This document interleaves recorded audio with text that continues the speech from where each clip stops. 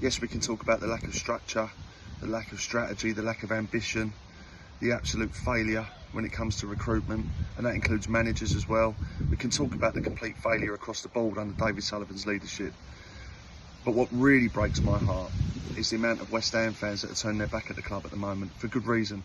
The first is the team are poor. I mean, of course, you support your team through thick and thin, but I think there's a sense that since West Ham won the Conference League, our first silverware in decades, a few years ago, that was an opportunity to build. And really, since then, we've been in a constant state of decline. We've made bad signings, bad decisions. We've switched manager a couple of times. And generally speaking, we've gone from a team competing for Europe to a mid-table team to now a team who more likely than not are going to be flirting with relegation. So, you know, there's a pattern there and it's a negative one. My uncle was a lifelong West Ham fan, dating back to the 70s, and he bled claret and blue and introduced me to Upton Park in the 90s, and what an amazing experience that was, going to the bowling back then. It was a real community. The club had a real identity, and the matchday experience was like no other. And you know, the bowling was a fortress that we could all love and cherish, and something we were all proud of. But that all changed when we moved to London Stadium, in my opinion. We were excited for what the future held and the promises that were made, but let's be honest, none of those came to fruition. The London Stadium is lifeless, soulless, it has no identity, it lacks atmosphere, it's sterile, it's expensive, and it's not what we're about, it's not our identity. So I gave up my season ticket. My uncle sadly is no longer with us, and I'm glad in a way that he's not here to see what this club has become, because he would be absolutely heartbroken. So enough of the BS, get them out and bring our identity back. Come on, your irons. If you add to that the second big reason, of course, it's the stadium. The matchday experience for West Ham fans is a really quite miserable one.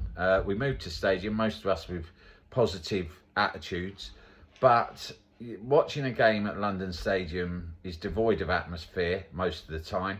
That's largely due to the architecture and the fact that it was not built to host football games. It hasn't been adapted to house football games in the way that we hoped and expected it would be.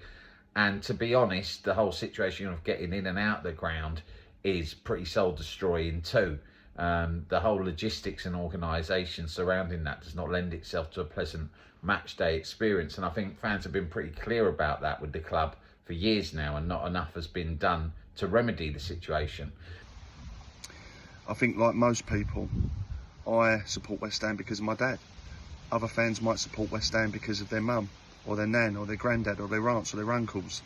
West Ham is a club that's famous for being born into it. You don't selectively choose this lifetime of misery. You're born into it, typically because of your family. And if the current generation of West Ham fans stop going to West Ham and they fall out of love with the club, where's the next generation going to come from? What is our future at West Ham? Is it going to be a half-empty stadium full of tourists?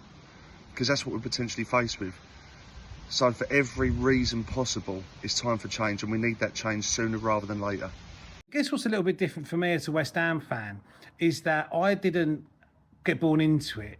My parents were immigrants to this country, and so I sort of chose a team based on what I liked. And what I liked was the power and the hard tackling and the honesty and the integrity. People like Julian Dix, Martin Allen, Stuart Slater.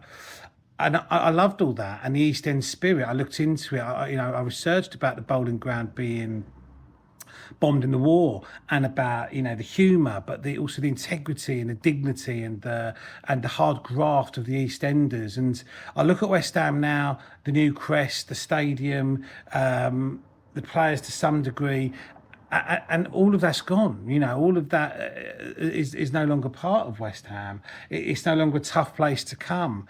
And you know, for me, the last time that I really enjoyed a West Ham game was Prague, and obviously the aftermath of Prague. And a mate of mine said to me, "We should have retired after Prague." And in some respects, he's got a point. But you can't retire, can you, as a West Ham fan? It's in the blood, I guess. Even though for me it's adopted. I love my club, but I'm beginning to struggle to recognise it, you know.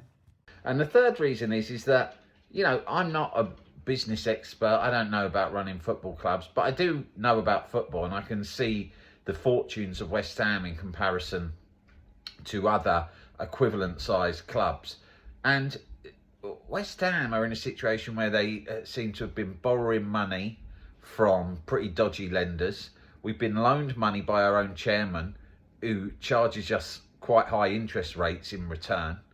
And we had no money, apparently, to rebuild the squad in the way that was obviously required this summer. And you look at it and think, we've been in the Premier League for over a decade with all of that money. It's the most lucrative domestic football competition in the world.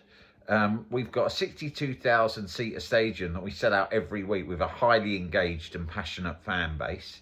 And yet we're taking out loans. We're borrowing money from the chairman. He's charging us interest back. We're not able to buy the players that we require to push the team on. I don't think you need to be an expert to think that that is a badly run business.